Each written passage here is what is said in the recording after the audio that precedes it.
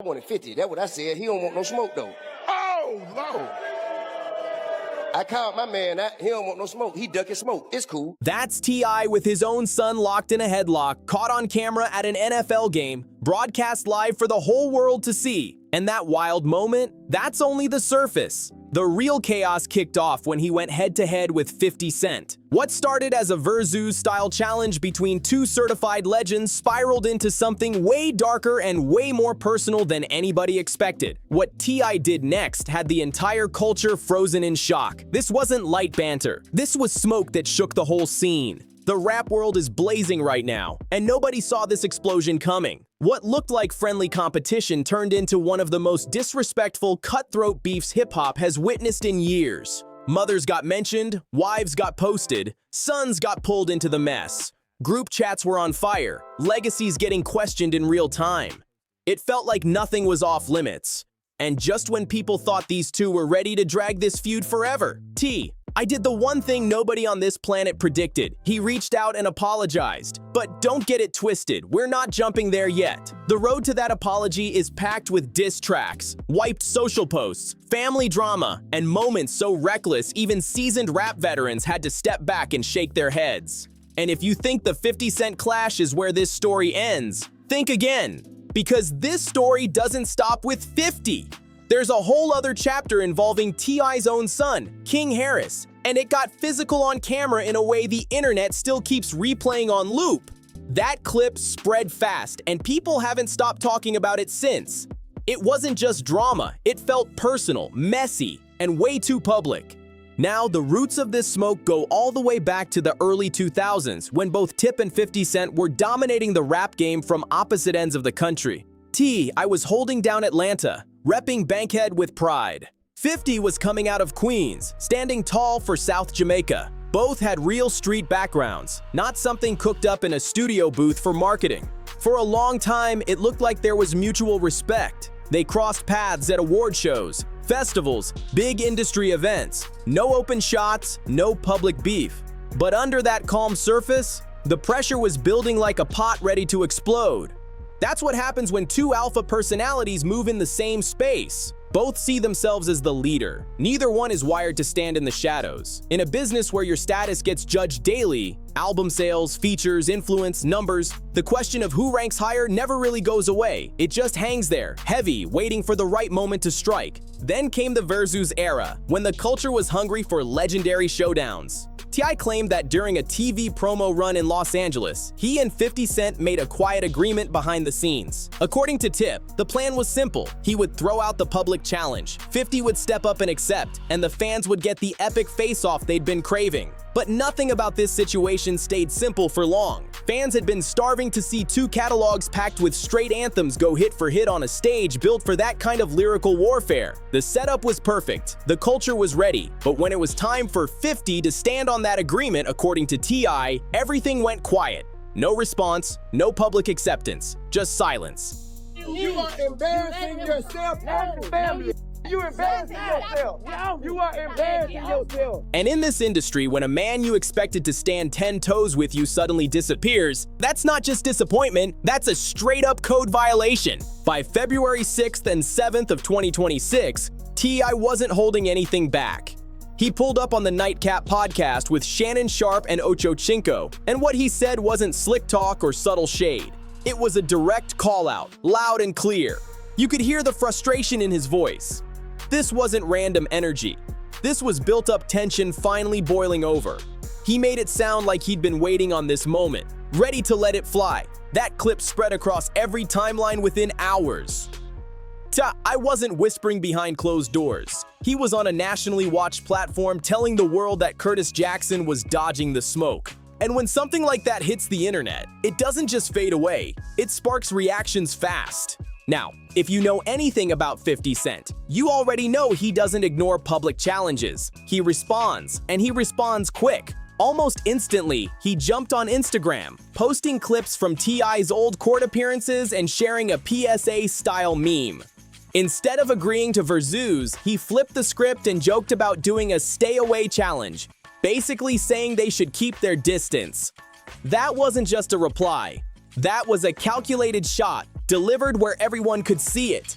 He even tossed a LOL on top of it, because that's 50's signature move. Laugh at you first, turn you into the punchline before the first bar even drops. But T.I., he wasn't laughing at all. Not even close. By February 11th, 50 cranked the temperature way up and called T.I. King Rat on Instagram, dragging back those old snitching allegations tied to his 2007 federal firearms plea deal. In hip-hop, that label hits different. Getting called washed is one thing. Getting called a rat, that's a stain people say never fades, no matter how many plaques you stack on the wall. I know you. I know you. Ain't no mystery, man. I know you though. T.I. fired back with zero hesitation. He made it clear that only one of them deserved that title and claimed he had paperwork to back it up. Then he put the pressure on heavy, telling 50 to lace up the gloves or keep quiet and move scared. No sugarcoating, no safe language, just straight challenge energy. The social media back and forth had people glued to their phones, but everyone knew the real damage would come on wax, and Tip delivered. On February 22nd, he pulled up to $1 million worth of game and broke the whole situation down. He talked about the private conversation, the handshake agreement, and how, in his view, once he made the challenge public, 50 acted like none of it ever happened. To T.I., that wasn't just backing out. He framed it like a flaw in character. Then came the music. On February 23rd, T.I. previewed a diss snippet called War, making it clear he was stepping into battle mode. But that was just the appetizer. Later that same day, he dropped the full track, the right one, and the content went further than most diss records even dare to go. Personal shots, direct pressure, no filter. At that point, this wasn't promo talk anymore. It was full-blown lyrical warfare. Those bars hit like a battering ram. I wasn't just questioning 50's toughness. He was attacking the whole image that made Curtis Jackson a global name. He tried to chip away at the brand, the myth, the larger-than-life persona. One line even painted 50 as nothing more than a meme page admin, a master troll hiding behind a phone screen instead of stepping into real competition. He capping. He know I stand on business. He know that. Ain't no ever pull my car ever. And then came the most controversial moment of all. In one sharp bar, T.I. referenced 50 Cent's late mother, crossing a boundary many battle veterans say should stay untouched. That line alone had people gasping. The internet split in half instantly. One side applauded Tip for going toe-to-toe with one of rap's most calculated verbal fighters. They said he matched the energy bar for bar. The other side was not feeling it at all. They felt bringing up a deceased parent pushed things too far. Timelines turned into debate stages, and everybody had an opinion. But if T.I.'s lyrics were the quake, 50's response was the aftershock that shook everything loose. 50 posted an unflattering photo of T.I.'s wife Tiny on Instagram and added a caption warning Tip to keep his name out of their mouths. One post, that's all it took. Suddenly, someone who wasn't part of the rap battle was pulled into the spotlight. For many watching, that crossed an unwritten rule about keeping spouses out of the line of fire. That's when the stakes shot from competitive to deeply personal. King Harris, the adult son of T.Y. and Tiny, stepped in with visible anger. He went live on Instagram, voice shaking with emotion, making it clear that mentioning his mother was a boundary he wasn't willing to let slide. The tension wasn't just industry drama anymore. It felt like family business spilling into the public square. And then it went somewhere nobody expected. King's response exploded across the internet. In a heated moment, the young man fired off a shocking line aimed at 50's late mother, suggesting a side-by-side comparison. It was harsh, it was raw, and it instantly showed that this situation had drifted far away from music and into real emotional territory. This wasn't polished rap talk. This wasn't a crafted punchline for streams. You could hear the pain underneath the anger. King doubled down with serious intensity, making it clear he wasn't chasing attention. In his mind, this was about defending his mother, standing up for the woman who raised him. The emotion in his voice told the story. Whether people agreed or not, it felt personal, not performative. I stand on business. You drop me somewhere, I stand on business. You drop me in your hood, I stand on business. 50 answered the way he usually does, through humor and memes. He posted an image comparing King to Pepe the Frog and threw shots at the family's looks, turning a heated family moment into internet comedy. That's his playbook. Deflect with jokes, control the narrative, keep it viral. But then things widened even more. Tina Knowles, Beyoncé's mother, publicly showed support for Tiny, stepping in to defend her. That move added a whole different weight to the situation. Now this wasn't just two rappers trading blows. Big names, respected figures, and extended circles were getting pulled into the mix. What started as a Versus challenge had transformed into a cultural flashpoint that reached far beyond rap. At that point, the whole internet was holding its breath, waiting to see if this was about to spill off the screen and into real life. The tension felt heavy, like one wrong move could set everything off. But then came the twist. By February 24th, 50 switched lanes completely. While T.I. was still swinging with diss tracks, 50 stepped into boss mode and flexed in a totally different arena. He jumped on social media to announce he had just sold out a Broadway production of Joe Turner's Come and Gone. He posted it with a shocked face emoji, basically sending the message, "While you're in the booth making records nobody asked for, I'm selling out stages you can't even get into." That's a different kind of disrespect. No diss track, no shouting, just a receipt. And sometimes that hits harder than a verse. Think about the psychology of that move. I had just poured everything into those tracks, even crossing lines most rappers avoid. And 50's answer wasn't another song, it was proof of power outside of rap. That changes the battlefield. Suddenly it's not about who rapped better, it's about who holds more weight in 2026. Who's moving culture? Who's expanding? That's a tougher debate. Meanwhile, King Harris kept riding for his father. He went online reminding people of the 50's long history of public feuds with Lil' Kim, Kanye, and others, suggesting this wasn't new behavior. The narrative was shifting fast, and now it wasn't just about bars. It was about legacy, relevance, and who really had the upper hand in the bigger picture.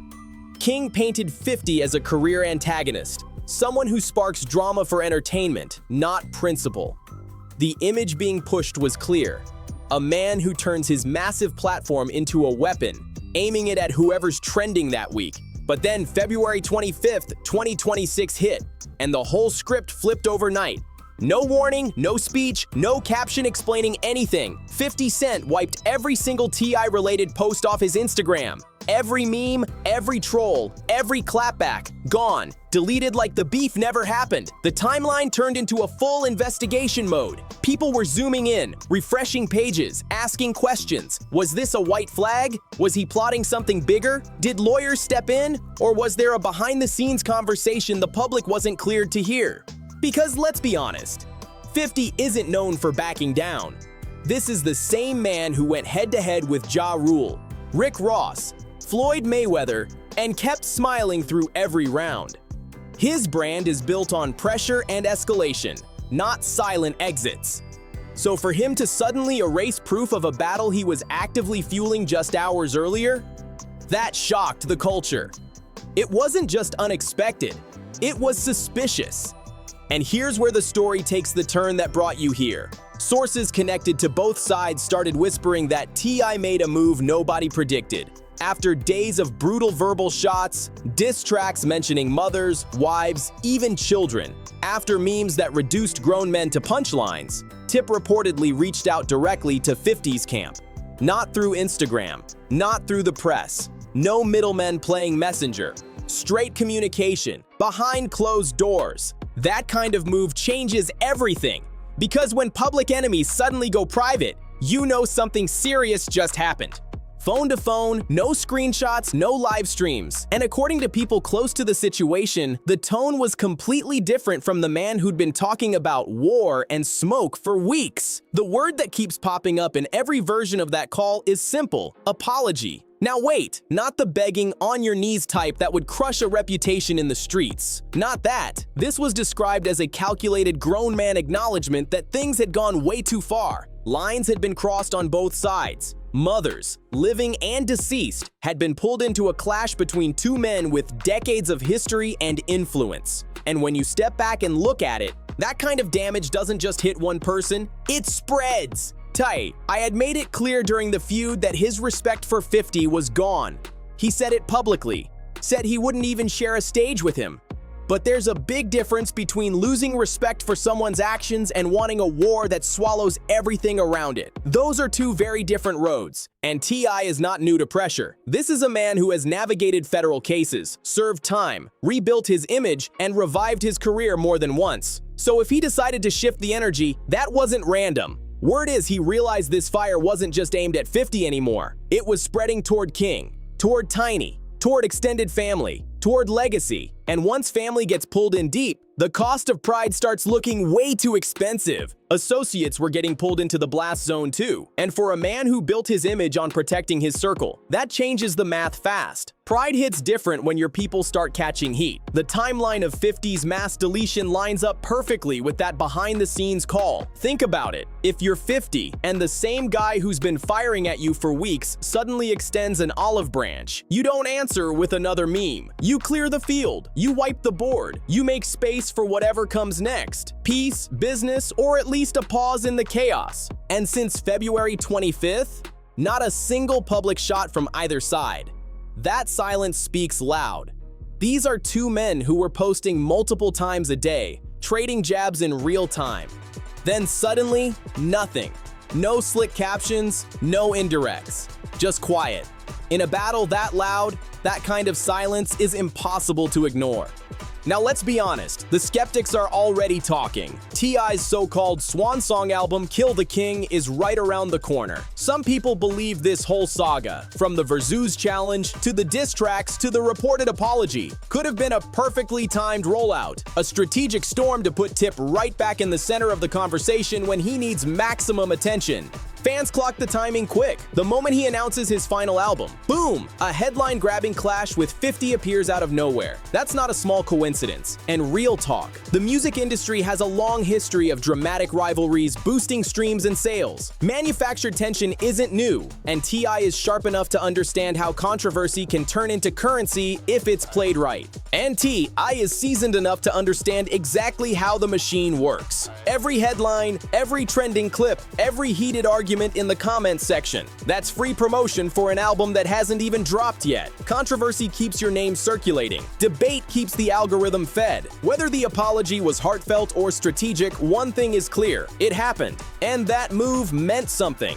Because in this culture, you rarely see a man who feels like he's winning publicly choose to step back instead of pushing everything over the edge. The Black Wall Street Times reported that by February 20th, the feud had already turned deeply personal. And history shows that personal rap beefs don't always end with handshakes. Sometimes they end in damage nobody can undo. So T.I. choosing communication over continued escalation might have been the most calculated and mature move in this entire saga. It takes more strength to cool things down than to keep firing shots. Anybody can keep swinging. Not everybody can say, enough. And that decision may have prevented this from spiraling into something much darker. But the 50 Cent situation isn't the only time T.I. found himself in a public confrontation that crossed lines. 2 years before the Versus drama, before the diss tracks, before the memes and deleted posts, there was another moment that went viral for completely different reasons. This one had nothing to do with rival rappers, nothing to do with charts or clout. It was about family. A moment caught on camera at an Atlanta Falcons game on November 26th, 2023. A clip that spread fast and sparked real conversations. Because this wasn't about industry politics. It was about something far more complicated. The relationship between a father and his son. And that kind of tension hits different. It cuts deeper than rap beef. Fame doesn't shield you from it. Money doesn't fix it. When cameras catch that kind of raw family friction, it feels real in a way diss tracks never could. It was supposed to be simple. A chill family day. Falcons versus Saints. Just a Sunday in Atlanta. Earlier that day, T.I. had been on social media showing love to his kids, hyping up the game, moving like any proud dad posted up at Mercedes-Benz Stadium. From the outside, everything looked smooth. Famous family in a luxury suite. Smiles, team colors, good vibes. Then King Harris went live on Instagram from inside that suite, and within seconds, the mood flipped. What viewers saw was a father-son argument that escalated fast. Words turned physical in a flash. The camera caught everything. Maybe it wasn't supposed to. Or maybe going live was a choice that changed everything. Because once that red light is on, there's no editing real life. That moment stamped a public image on their relationship that can't be erased. Millions watching, comments flying, opinions forming in real time. I was making a point that hit at the heart of a deeper tension. The gap between a self-made man who built himself from nothing and a son who grew up surrounded by success. On camera, in front of everyone, Tip questioned whether King had ever truly experienced the kind of struggle that shaped him. He brought up hardship, survival, even asking if King had faced the gritty realities that forged his mindset. It wasn't random. It felt like a test, a challenge to the tough image King had been projecting online. A reminder that the environment T.I. came up in was unforgiving. And in that heated exchange, what people really saw wasn't just anger. They saw two generations clashing over identity, respect, and what it really means to earn your stripes. Tip was calling out what he saw as a performative urge to claim street credibility without ever living that reality. He was telling his own son that visiting tough environments for image and actually surviving hardship are two completely different paths. One does not automatically earn you the right to claim the other. That message was crystal clear. In T.I.'s eyes, King's tough persona felt like costume play. And for a young man fighting to be recognized as his own individual, separate from a globally known father, that kind of criticism, delivered live in front of thousands, hit hard. It wasn't just advice. It felt like a public challenge. And for someone already trying to step out of a giant shadow, that spark was enough to blow the whole situation wide open. What happened next inside that Falcon suite was bigger than one argument. It showed what family conflict looks like in the social media age. One tap and a private disagreement becomes public content. Comments flood in. Strangers pick sides. The pressure multiplies instantly. King didn't back down. He didn't absorb the critique and stay silent the way people might expect from someone raised in fame. He pushed back with visible emotion and intensity. And you could tell this wasn't their first clash over this exact issue. The tension felt layered, like an ongoing debate about identity. At the center of it all was one core question. Is King Harris carving his own path, or is he living inside a fortress built by his father's success? The silver spoon talk, the Nepo baby label, the idea that everything he has was handed to him instead of earned. Those narratives don't just float around online, they stick. And in that moment, it felt like King was fighting not just his father's words, but the weight of that label too. Those words cut deeper than any diss track ever could, because they weren't coming from a rival. They were coming from the one person whose approval hits heavier than anybody else's on this planet, his father. King wasn't laying out some polished argument. He kept repeating himself, looping the same phrases, because his emotions were moving faster than his mouth could keep up. That wasn't performance. That was pressure. He knows who his father is. He knows the man in front of him survived struggles he's never had to face. But he also believes he knows himself, or at least he's trying to figure that out in real time. And when your own pops challenges your identity in front of the world, that weight feels crushing. The stuttering, the talking over each other, the messy delivery. That's not weakness. That's what it looks like when someone you love tells you that you're not who you think you are. That kind of moment shakes you. Then came the line that defined the whole incident. I stand on business. That became King's anthem, his declaration, his way of saying to his father and to everyone watching that he's not soft, not spoiled, not just a product of comfort pretending to be tough. In that phrase, he was fighting for respect, for identity, for the right to define himself on his own terms. And once he said it, the internet ran with it. Every young man reaches that moment when he looks his father in the eye and says, I'm my own person. King was doing exactly that, except this time, the whole internet was watching, screens recording, screenshots flying in real time. The argument shifted fast. What started as words turned physical when a shove was thrown. In seconds, T.I. reacted and locked his son in a headlock. It was a move that looked like a mix of fatherly instinct and raw frustration. The kind of grip a man uses when he feels like talking isn't working anymore. When emotions take over and control becomes the only tool left in the room. Those few seconds of footage spread everywhere. Millions watched it back on loop. And while it didn't look like T.I. was trying to harm his son, it did look intense. Like he was trying to restrain him, trying to stop the situation from spiraling further. But visuals don't come with explanations. The optics were heavy. A Grammy-winning artist, a man who's faced serious life challenges, wrestling with his own child in a luxury suite at an NFL game. That image hit people hard. Tiny stepped in quickly, separating them before it escalated any further. And then came that silence. That thick, uncomfortable quiet that only follows an emotional explosion. You could almost feel the shock settle in. Afterward, King took to Instagram stories. His posts carried both defiance and hurt. He wrote in a way that made it clear he felt misunderstood. He questioned whether people, even his own family, saw him as a mistake. And that's when the situation stopped feeling like just viral drama. It felt like a young man publicly wrestling with identity, pride, and pain all at once. Those posts disappeared fast, but the internet never forgets. Screenshots were already saved, archived, and reposted across gossip blogs and hip-hop forums within minutes. Once something hits the timeline, it lives forever. There's no pulling it back. T.I.'s public response, though, was calm and controlled. He basically told everyone to stay out of it. Made it clear that what happened between him and his son was family business, not internet entertainment. In his view, outside opinions didn't matter. This was personal. And this wasn't the first bump in the road. Reports even pointed back to a tense moment at a Waffle House in 2022, hinting that this father-son friction had been brewing for a while. It wasn't one argument. It wasn't one bad day. It felt like a cycle. At the center of it all, King's hunger for independence clashing with T.I.'s instinct to lead and correct. That kind of tension doesn't get fixed in a single conversation. Even after that headlock moment went viral, King didn't soften his stance. He stayed vocal.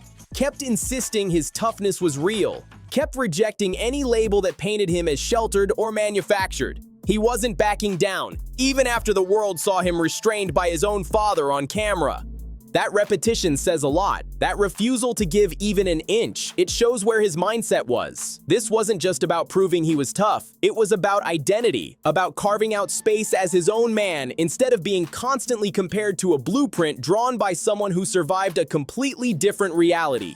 King isn't just living in his father's shadow, he's trying to step out of it, even if the spotlight makes every step harder. That tension, that constant push and pull between a father who fought his way out of nothing and a son who was born into comfort, is one of the realest dynamics in any family. Money doesn't erase it. Fame doesn't soften it. That clash between "I survived this" and "I'm trying to define myself" is universal. Within days, though, the energy started to shift. T.I. went public to make one thing clear. Love was never in question. He wrote that he and King were tied together like a knot, that he would ride to the heavens or the depths for his family. That wasn't rap talk. That was father talk. He even amplified King's music, shouting out the track "Father Like Sons" with his brother Damani. That move spoke loud. Despite the viral argument, despite the headlock, despite the internet noise, the bond wasn't broken. It was bruised, maybe cracked, but still standing. By 2025, King shared his own reflection, calling himself the man his father raised him to be. He said they were finally seeing eye to eye. That right there feels like growth. Proof that the Falcons game incident, ugly as it looked, might have been a turning point instead of a breaking point. Sometimes the loudest conflicts lead to the deepest understanding. And in this case, what looked like chaos may have been a necessary collision on the road to respect. If you made it this far, tap that like button, subscribe to the channel, and share this video with somebody who needs to see it. Drop your thoughts in the comments. Was this growth, strategy, or a little bit of both? Let's talk about it.